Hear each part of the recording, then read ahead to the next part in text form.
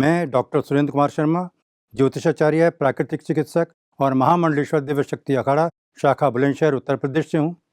2018-19 से मैं ब्रह्मा कुमारी के संपर्क में आया और जब पहली बार मैं माउंट आबू आया तो मुझे कुछ ऐसे अनुभव हुए जिन्होंने मेरे जीवन को ही बदल दिया।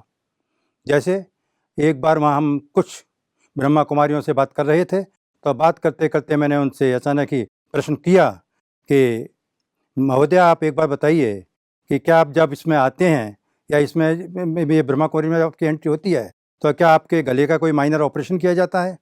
तो वो बहुत हंसने के बाद बोले, नहीं ऐसा कुछ नहीं होता। मैंने कहा, फिर आपको क्या ये कैसे हो जाता है कि आप बहुत समय तक एक ही वॉल्यूम पे बोलती रहती हैं? हम तो थोड़ी समय में वॉल्यूम बहुत दूर पहुंच जाता है, थोड़ी देर में हम पास की बात में नहीं सुना पाते। तो वॉल्यूम का हमारा फ्लक्चुएशन इतना हो जाता है कि हम खुद परेशान हो जाते हैं और आप घंटों एक ही वॉल्यूम के अंदर बोलती रहती हैं। आखिर ऐसा क्यों, कैसे? और मैं सभी की ऐसी आदत है आपके यहाँ। तो वो बहुत हंस करके बोली कि ऐसा कुछ नहीं है, कोई ऑपरेशन नहीं होता। निरंतर अभ्यास के बाद हमें इस तरह की आदत पड़ जाती है और हम धीमे बोलने की, लंबे समय तक बोलने की आदत पड़ जाती है।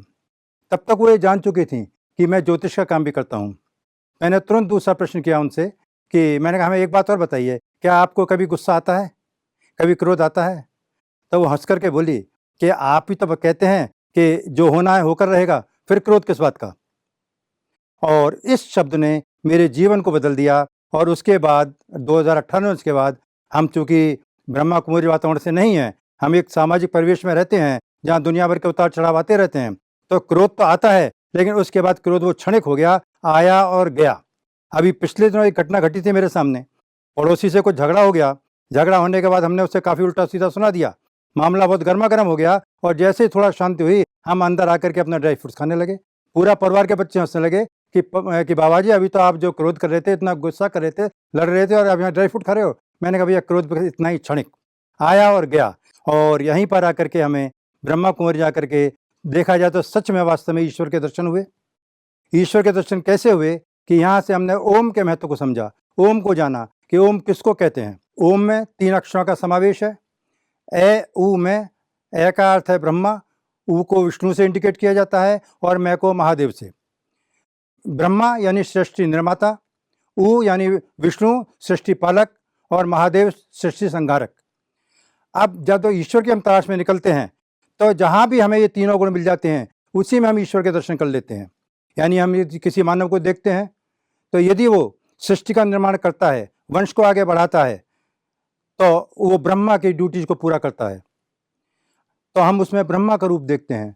और यदि वो अपने परिवार का पालन करता है, जो अपनी संतान है उसका ढंग से पालन पोषण करता है, तो हमें उसमें विष्णु का रूप दिखाई देता है। और यदि हम वो उसकी बुराइयों को, उनके अपराधों को दूर करने की कोशिश करता है, डांट कर, डपट कर या कुछ और आंखें निकाल करके, तो वो महादेव के कर्तव्यों को पूरा करता है। इस तरह से जिसके अंदर ये तीनों यानी सृष्टि निर्माता, सृष्टि पालक और सृष्टि संहारक के तीनों गुण होते हैं, उसमें हमें ईश्वर नजर आता है। ब्रह्मा कुमारी में आकर के मैंने देखा इनकी सरलता, सहजता, व्यवस्था, अनुशासन, समर्पण की भावना। तो अगर यूथ में ये सब गुण आ जाएं तो हमारा समाज एक बहुत उच्च कोटि का समाज बन सकता है। मैं अपने यहाँ की सेंटर्स पे जाता रहता हूँ, पूरा मैंने जो 9 दिन का इनका कोर्स किया हुआ है, और हम तो यूथ से ये चाहेंगे कि यहाँ ब्रह्मा कुमारी के संपर्क में आके कम से कम इनकी सरलता, सहजता, समर्पण की भावना का लाभ उठाएं और उसे अपने परिवार में, अपने समाज में उसका प्रयोग करें। धन्यवाद आप सबका, और आपने मुझे मौका दिया, और ये ब्रह्मा कुमारी का अनुभव उसने मेरे जीवन को बदल दिया है। इसके लिए मैं ब्रह्मा कुमार और ब्रह्मा कुमारी का और इस पूरी संस्था का बार बार धन्यवाद करता हूँ। नमन।